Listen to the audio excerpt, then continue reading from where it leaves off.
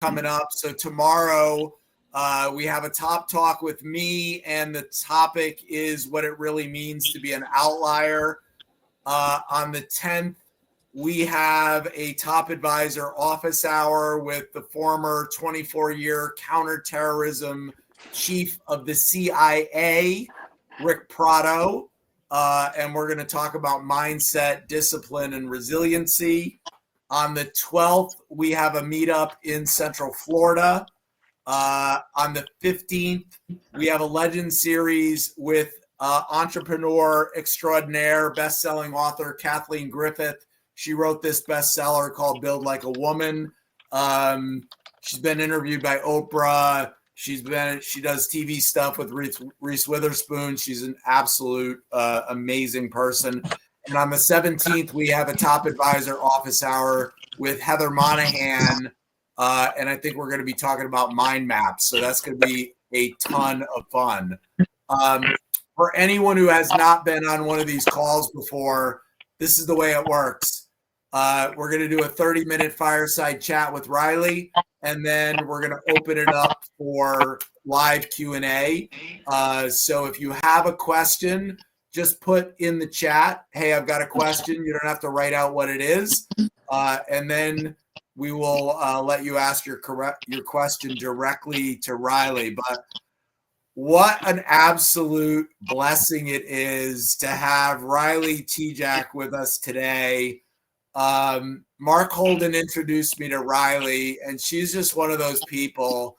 I instantly was like, oh my God, she is amazing. So she's an active duty United States Marine Corps captain. She's a Team USA bobsled pilot with the goal of being the first female Marine to be in the Olympics. She's a best-selling author of If You Can Dream It, Be It. She's a motivational speaker. She was the Female Marine Athlete of the Year. She was voted Miss Military. She's a former NCAA Division I softball player. And if you want an inferiority complex, she's done all that, and she's 28 freaking years old, which is ridiculous. So Riley, welcome. It's so great to see you. Thank you. Thank you so much for having me. I'm so excited to speak to you and just everyone in the Outlier community. Likewise, it's been a blessing. I've been so impressed meeting so many of you guys, and I can't wait to talk to you guys today. Awesome. We have an intro for you. Kathy, hit the intro. I can't do it. Oh, she can't do it. All right. No intro. But Riley, we'll send it to you at some point. Yeah. No. I really appreciate you carving out your time, because there are busy people in this world. You are one busy person. You've got a lot of stuff going on. So I want to talk a little bit about how you grew up. So you grew up in, I think, kind of a unique circumstance. Your father was a professional baseball player. Tell us a little bit about what it was like to grow up in that environment, and does that have anything to do with why you have such this competitive fire in you? Yeah, absolutely. So I was born in San Diego and then quickly grew up and moved to Indiana. And I had two incredible parents. They're still married to this day, and it was both of them. So a little bit my dad, which you introduced. So my dad was a professional baseball player. My dad had finished playing baseball before I was born, like months before. Like he stopped playing, and 2 months later I was born, or I was conceived, kind of thing. So I only knew my dad through getting his baseball cards in the mail, through all of his like big shot friends that would come into town, and obviously my dad being very active in my life with sport. So growing up in that environment, my dad really showed me what it was like. I'm the oldest, to lift weights, to train, to work out, and be really physically fit. Now, while that was firing, I also have my mother. My mother was adopted. She was adopted. Her birth mom got pregnant with her at 15, birthed at 16. She was given up to a church. My grandmother adopted her in Kentucky and really grew up and raised her. My mom was one of the first people in her generation of family to go to college. So she broke that generational gap. And then additionally went straight to grad school, all an academic scholarship because she couldn't even run two pennies together. So in that environment, my parents fostered this house that was strong athletically, but even stronger academically. And everything was a competition and everything was like winning. We would have nightly spelling tests.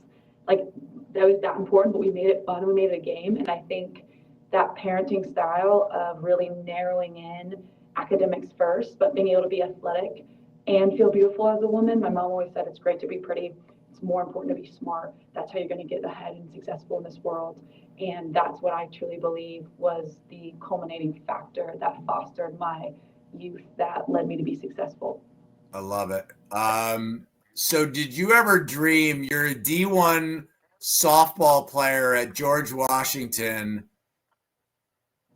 Did you ever dream that you'd wind up in the United States Marine Corps? Walk us through how in the world that happened. I would love to. So if anyone is from Indiana and knows anything about Indiana, there's not really any military bases there that are very Can you, one second, can you guys hear Riley okay? Yes. Okay, just want to make sure. Okay, I'll put it just there just to make sure too. Okay, so, okay, question was one more time. When you were at GW playing softball, yeah, played softball. Were you ever like, military. oh, I'm going to become a United States Marine? I don't think so. Yeah, absolutely not. So like I said, really fast, growing up in Indiana, there was no military bases there. So I never saw anyone in the military, let alone a woman. And when my dad and I were talking, like I said, my dad was kind of was my coach my whole life. And we used military doctrine to implement mental toughness, which I 1000%, 10 out of 10 agree that every child should be exposed to this as much as possible. And so oftentimes what my dad and I would do was we would watch the Navy SEAL Buds videos back when that was a thing. And he would let me stay up and sneak up late at night. And we talked about quitting. We talked about what's called a DOR in the military. It's drop on request. So all these really fit, even the studs that would come in, they would quit when it got hard because it's not always about physically what you could put yourself to, it's mental. So in sport or in life, there's so much that military doctrine teaches you about how to be smart within these 6 inches and how to train this just as much as you train your body. So little did I know that was kind of sprinkled in there. But like I said, when I was watching it, I only saw men. I never saw a woman, let alone blonde hair, blue eye, female fit into this. So when I went to George Washington, I accepted my softball scholarship when I was 15 years old. I knew that I wanted to be involved to the government in some capacity, but like a lot of maybe kids, I wanted to be in the CIA, FBI. I wanted to be a super secret squirrel. And it wasn't until I met a Marine recruiter, and I met a Marine recruiter, and he started talking to me, and it was complete on accident, but I know the good Lord put him in front of me, and he said, do you want to serve for the rest of your life? Do you want to give back to your community? Do you want to be one of 4% of officers are females at this point in time? Do you want to be on the best team? Do you want to lead and impact the lives of men and women all around the world because of it? And if that doesn't motivate you, well, I don't know what does. But it's for everybody, and that's what I wanted. I wanted something that was hard, and that's a key theme that I want to share with you guys today. Everything that everything that I have done, and I'm continuing to do, is doing things that are hard. And that's something my parents taught me. That's something I want to share with each of you. It's very simple. Do hard things. Okay. Well, hard is relative, Riley. So what does that mean? What is out of your comfort zone? And for me, sometimes it's out of my comfort zone, going in an ice bath and going to like a cold plunge. Like that's something that's hard. You know what else is hard? Being 18 years old, not going home and going off to the military. You know what else is hard? Learning language. So I studied Russian. You know what else is hard? Starting a new sport at the age of 22. You know what else is hard? Writing a book and having no idea where the heck to start. These are just some examples, and I know Scott will get into it more, but if you take one thing out of this call, please, please, please write this down, star it, do hard things. You yourself as parents or adults, but also your kids, have them do things that are hard. That's the only way to build up resiliency. So when something really hard does come, they already know how to attack it. They've already been knocked down and punched in the face, and they already have that resiliency built up. So when something comes, it actually seems pretty easy to get through and push through. It's It's such an important lesson. And, we're lucky in Outliers. Outliers tend to gravitate towards doing hard stuff. But it's always such a powerful lesson to learn. And I listened to an interview you did with Nora O'Donnell. I think it was back in like 2023 or something. And you said, I love to do hard stuff. Like, I love to challenge myself.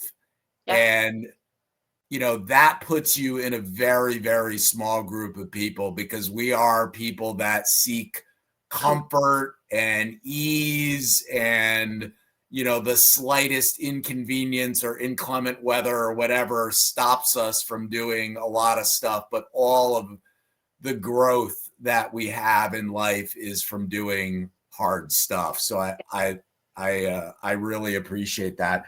I'm curious, did anyone try to talk you out of becoming a Marine? Absolutely. I had so many people. At first, I had just a phone call to my parents. I was 18 years old. I had just stepped on a college campus, and I just told you that background of academics, but athletics. And what my parents' expectation of me was quite high. And it was 3 weeks into college campus that I met that Marine recruiter.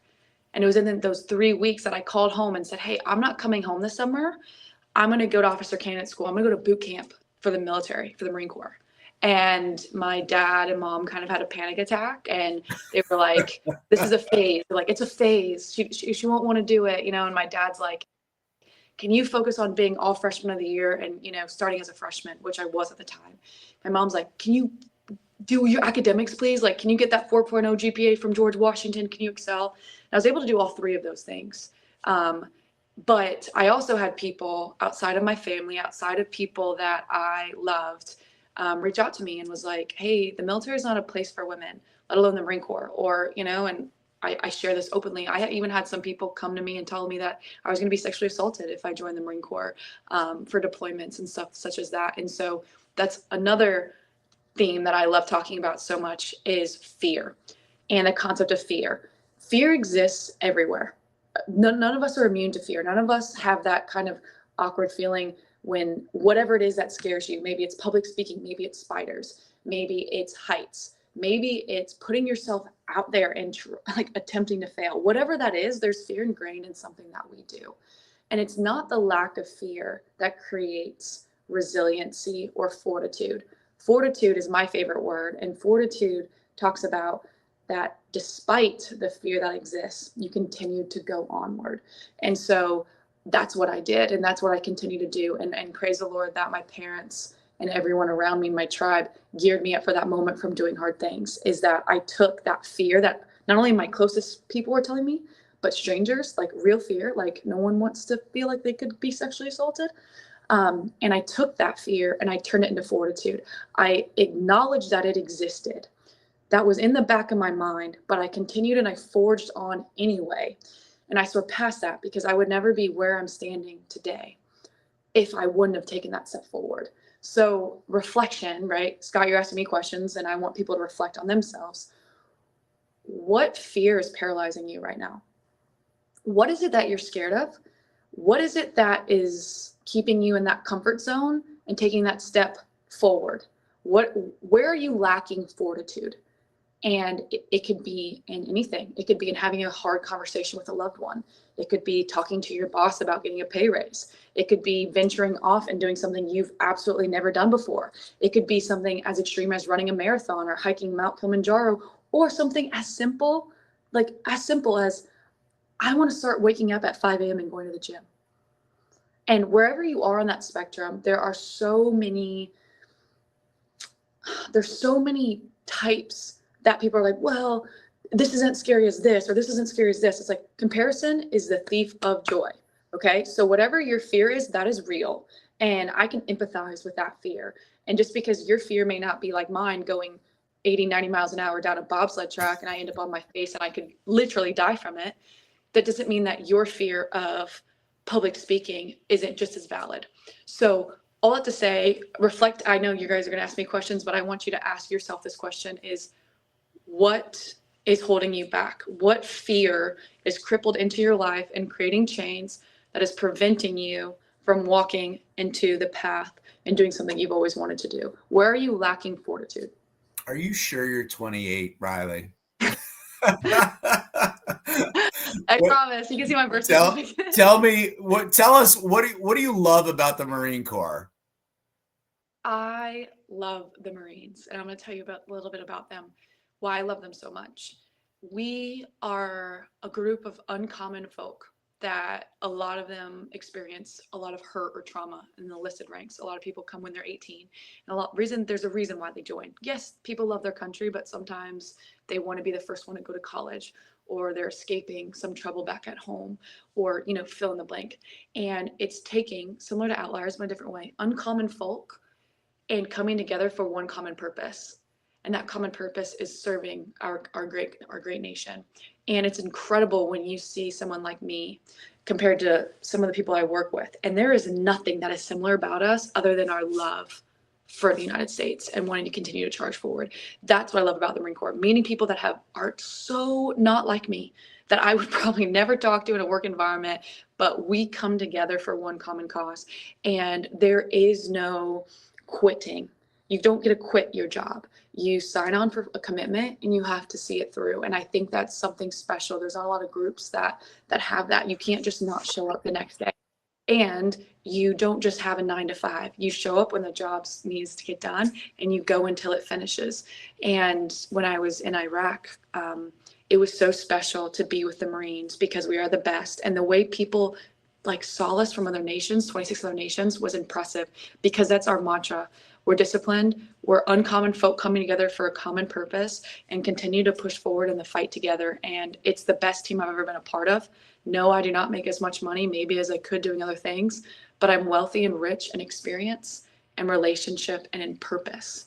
And that's something also, I love little key points that I get to sprinkle in today. Where you guys are Outliers means you all are very, very special people. And I'm preaching to the choir here, so I know you guys don't know this, but it's a small reminder. Money comes and goes. Money is in our heads kind of what we value. And we need money to survive. I'm not saying that. But isn't it unfortunate the people that wake up every day saying, I have to go to work, and they're sluggish and they're not all in? I get to go to work. I get to be a part of this team. I get to put my effort into things. And then I get to rest at some point. But I'm going to work really hard to pursue a purpose, to make things go right. And then I can come back and I can have my weekend or whatever day it is. And you regress, you regroup, you recharge, and you push forward. And there's something to be said about that. We don't do things because there's a money and there's a price tag associated. We do things for impact. We do things because it matters. We do things because it affects the people around us and the world around us. And for any of you guys that are parents, and I know I'm tying this back in my book, that's a big lesson that I'm trying to take away. I saw it in my parents. I'm trying to portray that in my book, and I want to preach that to all of you guys. Your children are watching everything that you do. And it's easy to be happy and it's easy to be joyful. The difference between happy is it comes and goes, it's fleeting. Joyful is a choice. I choose joy. I choose to be happy. I choose to go to work every day. I choose to do all these things. And I'm wealthy and rich in experience and relationships and opportunities and purpose. Those will get you far beyond that, what that dollar sign says. And ultimately, you'll actually end up probably making more money because you're passionate and doing what you love. So the rest part made me chuckle a little bit because I think the first time I talked to Riley, she was in Iraq and she had just finished a workout and it was super early in the morning. And I'm like, well, what are you doing? She's like, well, I'm training for, the bobsled stuff. And it's, I try to train before it gets to be, whatever, 120 degrees out or something like that. Yeah. So I don't think Riley rests that much. The obviously softball and bobsled, you couldn't get two more polar opposite things. How did that come about? And tell us about that dream to become the first female Marine Olympian. So it all started when I was in college. So I was playing college softball. I met a bobsledder, and I met her because she actually also played softball at my school about 15 years prior. And she had won a silver medal in Pyeongchang. And I remember talking in a group, And I said, wow, in another life, I would be a bobsledder. And I love that phrase when I say that, because I've said that a couple times. I said, oh, in another life, another life. First of all, you don't get another life. So retract that statement.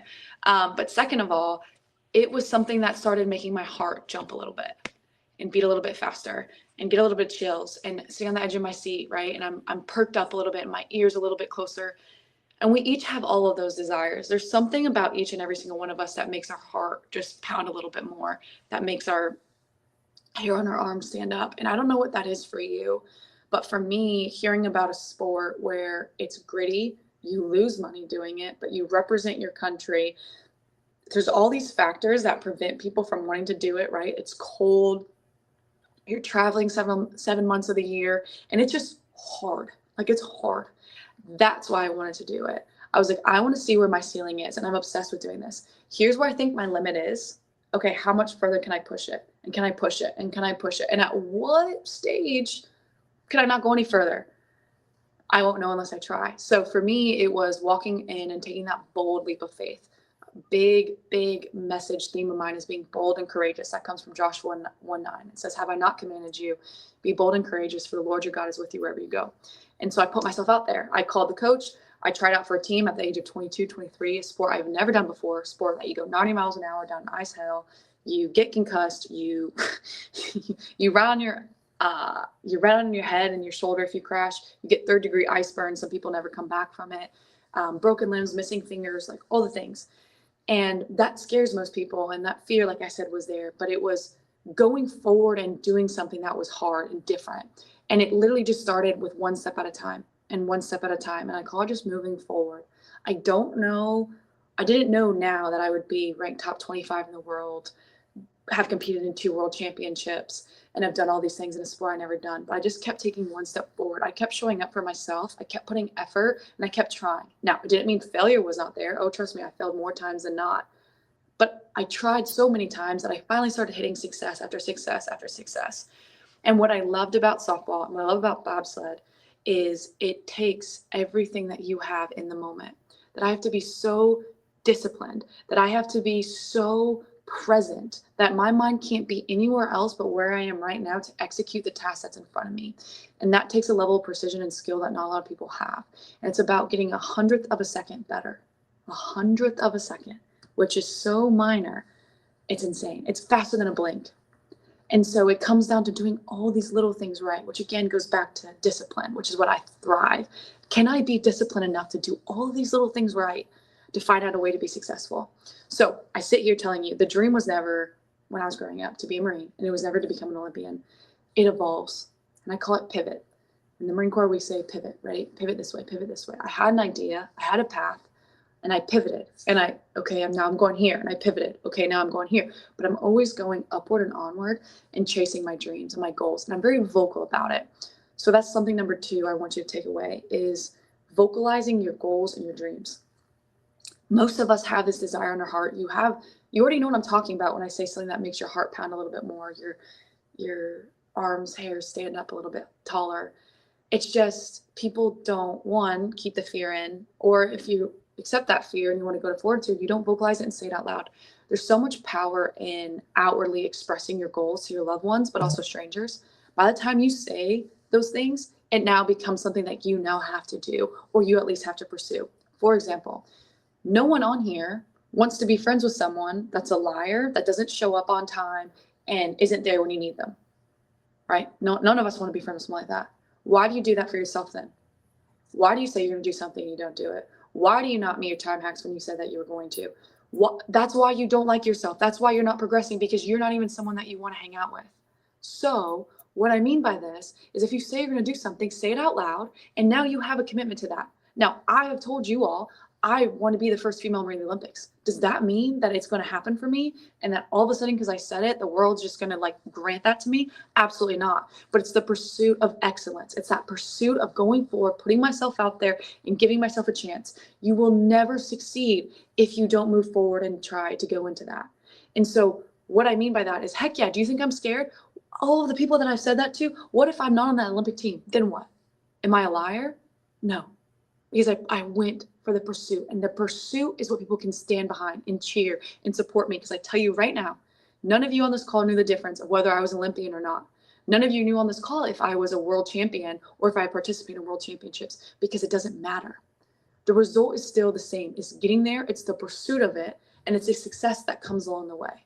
I have won my fair share of medals. I won my first gold medal. There is no difference. There was no difference once I actually won it. Other than sitting on that podium getting proud, trust me, it was one of the greatest moments, but it was gone like this. It was on the next thing. It was on the next thing. And I noticed it's the passion, it's the power behind what you do that makes the impact.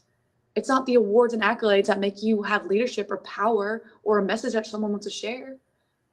It's what can we all on this call relate to? Putting yourself out there, doing things that are hard, vocalizing your goals, and the pursuit of excellence, which doesn't always mean excellence comes. And that's something that each and every one of us can take away from this. And it doesn't have to be bobsled. And I will guarantee you failure's going to come along the way, but success is right around the corner. And it is right there, just waiting for you to take and to grasp and hold on to. Riley, when we see you in the Olympics, we are going to lose our freaking minds. We're all going to be going crazy. It's going to be nuts. I can't wait. So here you are, this badass, gritty, tough athlete, and you're Miss Military. How in the what? How did that happen? So again, themes, right? Do things that are hard, put yourself out there. So basically, I was approached on social media. I literally thought it was a prank. I'm like, okay. Someone reached out to me and was like, hey, Riley, we have this new pageant. It's called Mr. Miss Military, and we want you to come out and we want you to be a part of it. And I was like, haha. And to be honest, and this is just my beliefs, I'm a very strong Christian woman. I did not want to stand in a bikini being judged by men and women. Personally, my own opinion, nothing against it. That's just how I felt. I didn't want to be judged on my appearance. I wanted to be judged on what I brought to the table and who I am. And I want to be judged what my mom said for what's in here. And it wasn't until they said, hey, this pageant actually isn't about that. Yes, there's like an evening gown. So you're in like a nice presentable gown, but it's actually about community service and what you do to give back to not only your community, but also the better community.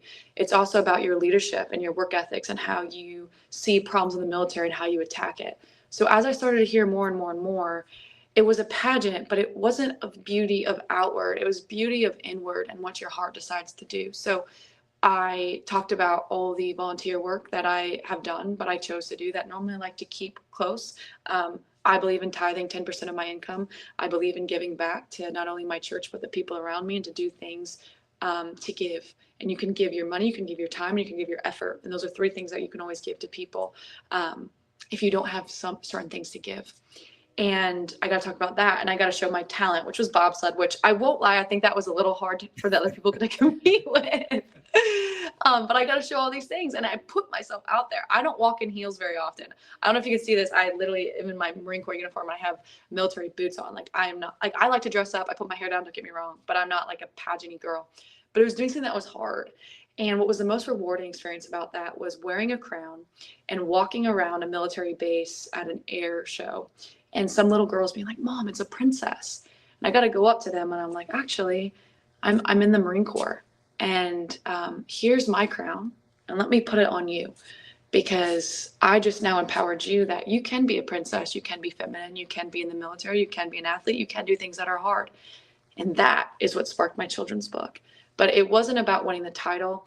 It was about the perception that I could then give to other people that says, like, you can be beautiful and do all of these things. And I oftentimes feel like sometimes that's missed a little bit. And not in a bad way, but there's just like this rep behind pageants that I had that I was like, oh, they're ditzy, they're just really pretty, whatever. And I didn't want that. So I did a hashtag pageant pizza. I ate a whole medium-sized Papa John pizza before it, because I'm like, I'm not going to starve myself. And I try to break down barriers and show if you just put yourself out there, people will respect it and listen. And I ended up winning, which was incredible. Unbelievable. All right, let's talk about the book. What made you write a children's book? And tell us a little bit about the book, and then we'll get into the Q&A. Yeah. So the book started from what I just talked about. I was on a live news broadcast. And at the time I was 26. And they're like, Riley, you've done all these things. What's next? People love that. What's next? And I said, well, I have a lot, but before I'm 30, I want to write a book. And the next morning I said, oh, I just said it out loud for the same things I said to you. And I said, now I have to hold myself accountable. Now I put a pin in that because I gave myself a timeline. I said it out loud. So I was going to finish it. I was going to do it. And I was going to pursue it. And I got injured a little bit later, and I found myself wanting to spiral negatively. And when I broke my foot, it was a week before team trials for the team, and I found myself having to like sit in a boot, elevate my foot to try to make a comeback. And it's very easy when that happens to let your mind go negative and go down and feel sorry for yourself. Or I looked at this as an opportunity. There's two ways to look at things. I was like, well, the good Lord gave me rest. And when he gave me rest, that now means I can do some of the things that weren't as high of a priority when I didn't have time to just sit on my behind and recover. So I said, well, I'm going to start writing. And I'm like, okay, who do I want to write to? What kind of book? And it was, again, for this exact reason that I talked to you guys about my story. I never saw a Marine growing up. I never saw a professional athlete as a female be successful. I never saw a pageant winner be masculine into sports. And I didn't think that I was ever qualified to write a book because I didn't major in English. And I was like, why would anyone want to read my story? So I took all of that and I said, you know what? I'm going to address kids. And again, between me and you, I call it how it is. I'm a very straight off person. I asked a couple of girls, what do you want to be when you grow up? And they told me TikTok influencers. And again, no judgment. That just broke my heart a little bit because I think there's more to that. And I think there is incredible women role models that I want girls to see what is possible. So the book is for men and women, 4 to 8 roughly, but I geared it towards women. That's who I really wanted to see. I wanted there to never be a kid that said, I never knew I could be a Marine officer because I never saw one. I want to break that and throw that away. You have seen it because now it's in my book and now you are able to visualize that. I want young girls to dream, be bold and courageous. That's, again, my favorite verse, but it's the theme. Put yourself out there, be bold and courageous. So a little bit about this book. It's a young girl who goes to school. She has an interview of not what do you want to be, who do you want to become when you grow up? And she didn't know where to start. So like I said to you parents, she starts interviewing people she loves. She interviews her dad, which true story, my dad was a professional baseball player. She interviews her sister, true story, my sister was also a pageant winner. She interviews her grandfather, who was a Marine. My grandfather was a Marine for a bit. And she interviewed her grandma. My grandma is not a writer, but my grandma always encouraged me to share my story. So all of these things are accurate. So this girl interviews, be like, wow, I could see myself doing this, this, this, this. But society and the people around her told her she had to pick just one. And so she was stressed and she finally decided that, you know what, I'm going to do all of it. I'm going to stand out. I'm going to be different. So she gets up there at class and she gives the presentation. She was made fun of for a second until the teacher chimed in. The teacher said, basically, I never told you to pick one thing. You guys put that on each other. You guys put yourself in a box, limiting your capabilities and potentials. I want you to go out and dream about what you want to become. You can become and do anything in this world that you possibly want. And the closing part of the story, which is absolutely my favorite, is some years later, Riley comes back to the classroom as captain of the United States Marine Corps, professional athlete for Team USA, author, and pageant winner, to show the students that it is possible. If you dream it, if you can visualize someone doing it, you've now seen it, you can be it, and you can truly become it.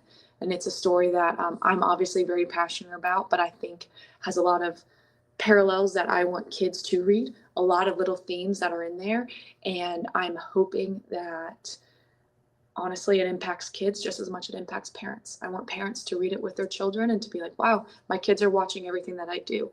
Wow, it means something of interacting with my kids and telling them these things because I never know what they're going to take and what's going to propel them forward. I'm not a mother. I plan to be hopefully very, very soon if the good Lord blesses me. I'm not saying it's an easy job or we all know what we're doing, but what you expose to your kids, they will implement. So like, again, going back to the beginning, and then Scott, I'll turn it over to you. I watched everything my father and my mother did. My dad taught me that it was okay to go to the gym as a woman. He taught me how to lift, so I did. I became strong. My mom taught me that it's okay to be academically smart and be pretty. You can wear makeup, but you can also be book smart. Just because you're blonde does not mean that you cannot forge on. Just because you're a woman doesn't mean that you don't have a seat at the table.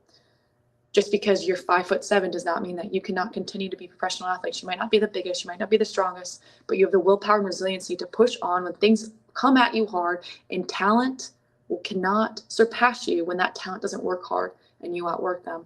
I truly believe all those things. So I will turn it back over. I know we have a Q&A, but you that's my little are amazing. So a lot of people in our community wear this, and it says, "See who you can become."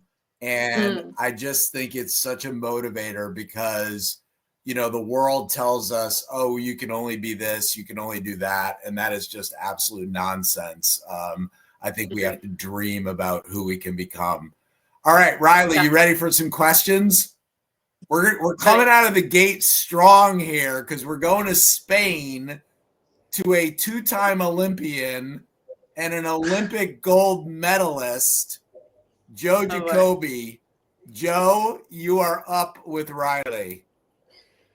Riley, what an amazing pleasure it is to get to speak with you today. I've got the perfect sport for you. Your next sport, we're just going to melt the ice on the track. We're going to put you in a canoe and you're going to just navigate the Whitewater River Rapids going downhill.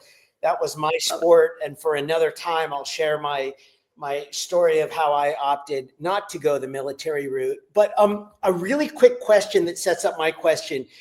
In your bobsled team, are any of the other team members a part of the military, or are you the only one?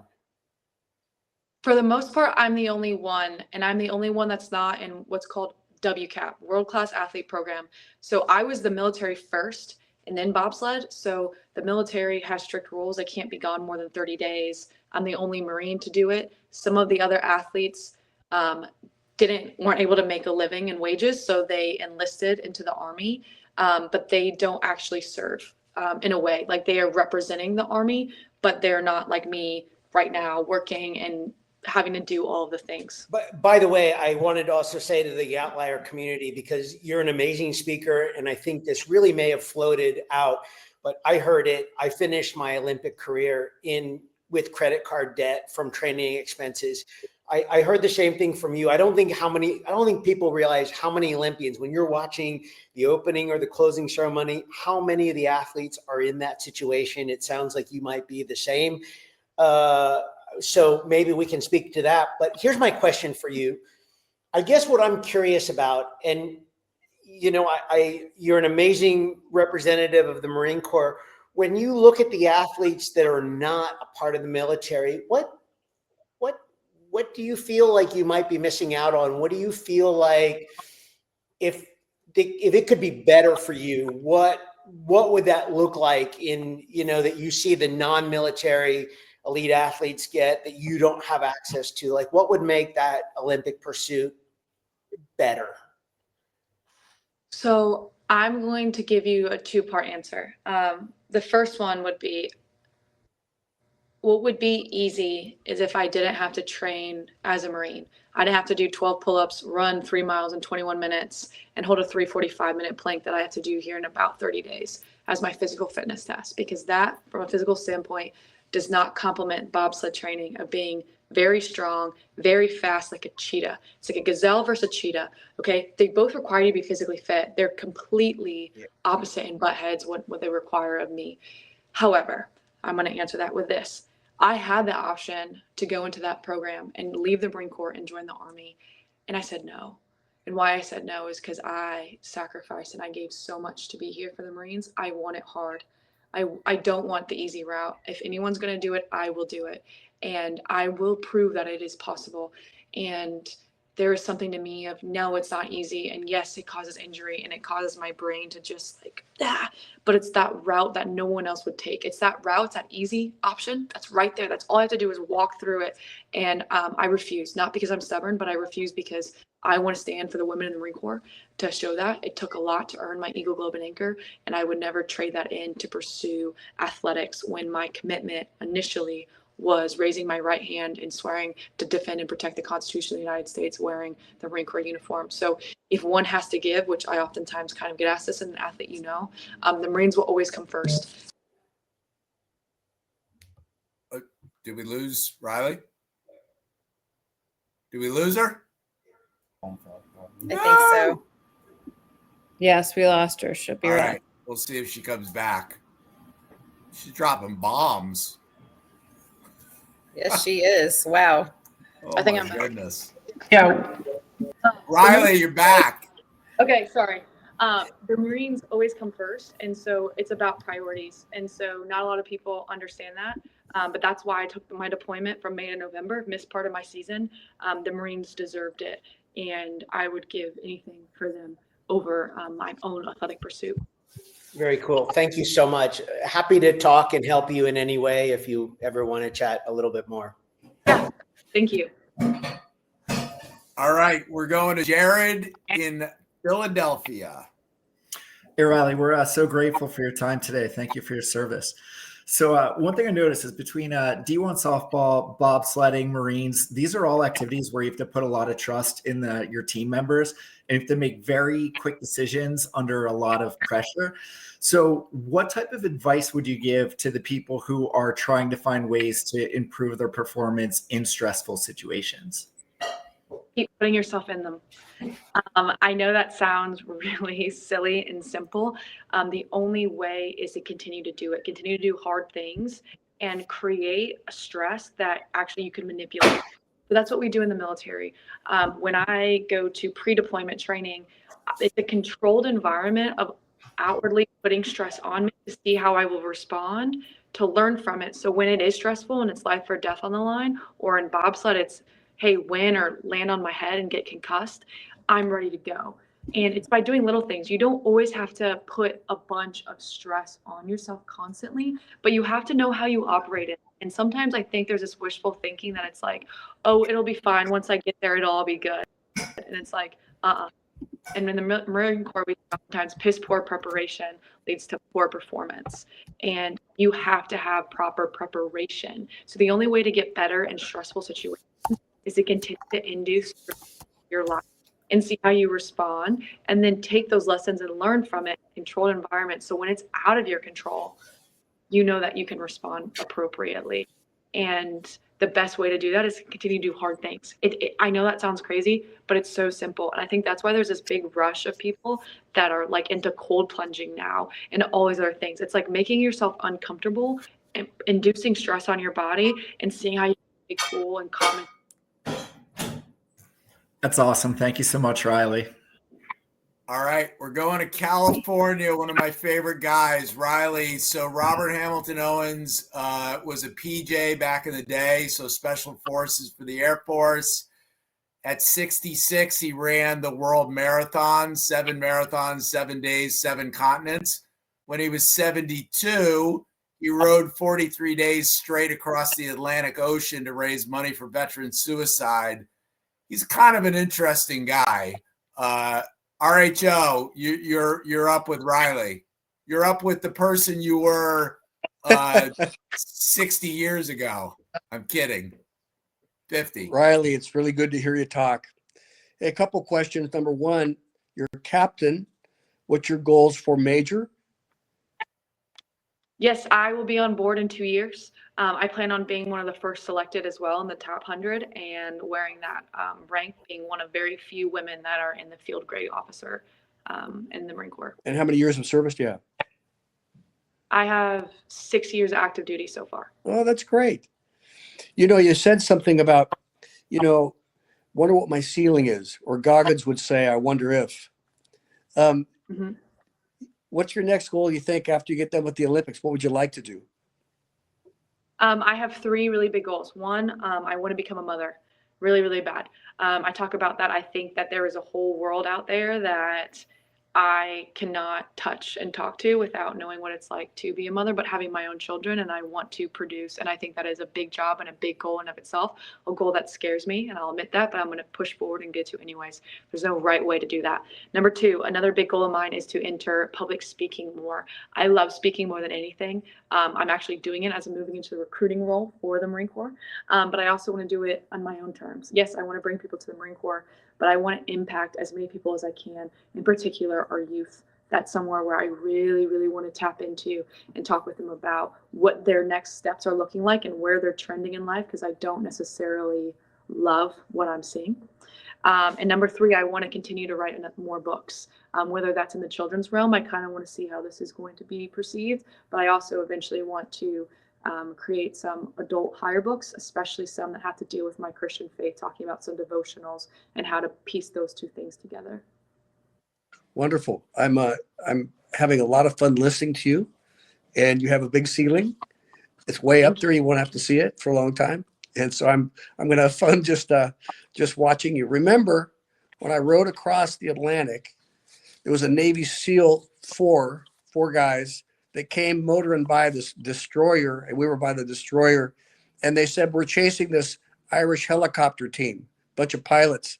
And we said, what's a world record? They said 30 days. And so they went out and attempted to smoke these guys, rode across the Atlantic. They failed, and they said, we're going to go back next year and raise our ceiling and do it again. So there's all kinds of fun adventures out there. I'm sure you'll find some more. Mount Kilimanjaro is on my list as well to hike that. So that's something. Love it. You'll do it. You'll have fun. Thanks for talking. You'll have to get to know RHO. He was also a pastor for 20 years, 30 years. I don't know. Long time. Yeah.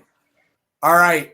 We're going to the guy who this conversation does not happen without my buddy Mark Holden, who introduced me to Riley and said, oh my God, you got to meet her. She's amazing. So Mark Holden in Chicago, you're up. Scott, thank you. Riley, every time I hear you talk, I want to run through brick walls. Like, I just want to tackle the world.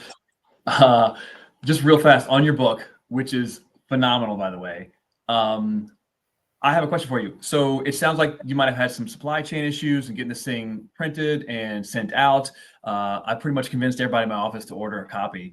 And I just, give me some timelines. What does it look like to produce this for the world? Yeah, that's a great question, and it's uncharted waters for me. And I'm sure like any of you who has written books or anything, I decided to go with a publisher. So I went with a publishing company. They're an all-women Christian-based organization. That doesn't mean everything that they do is like that, but it was near and dear to my heart to work with an all-women team. They signed me in November of 2023. So it's been almost a year and a half. And it was supposed to come out in August, but I was deployed from May to November, which is something that I chose to do. So we pushed it back. We pushed it back to March 4th. They came back and they're like, hey, with all these tariffs and all this kind of stuff going on, we normally outsource and have books printed outside of the United States, but now we're going to go inward. So for me, I was fired up. I was like, yeah, made in America, like, woo. Didn't realize that comes with slowing down, more expensive, harder to get places and things. So again, control the controllables, right? And that's something that's really difficult. It was March 4th. They said, we're going to push it back 3 weeks. I'm like, okay. Mind you, people such as yourself, Mark, were supporting me since December when I launched my pre-launch. And now it came out, but then people didn't get them until 10 days later. So people are just now starting to get their books. And then on Amazon, it says temporarily unavailable, out of stock. Essentially what happened was my publisher, and I did a lot of podcast research, only 3 to 5% of authors sell more than 200 copies, I found out. I have exceeded that number. So essentially my publicist bet against me, I guess, and didn't order enough because I didn't think I was going to sell enough, which is wild. I would have told them differently, but I'm a first-time author, so I get it. So essentially more books are coming. Even though it's sold out, temporarily unavailable on Amazon, Barnes & Noble, it's available, and on their publishing company, they said that they're going out within 10 to 14 days. So they have ordered more. They are coming in.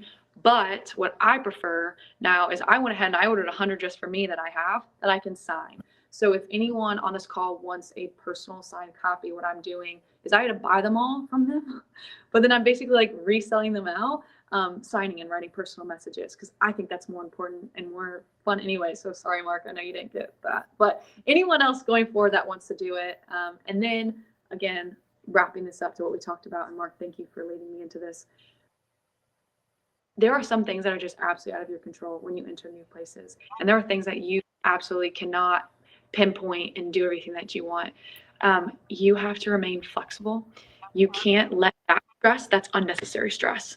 That stress that you absolutely can't control and can creep in and take away from the things that you do.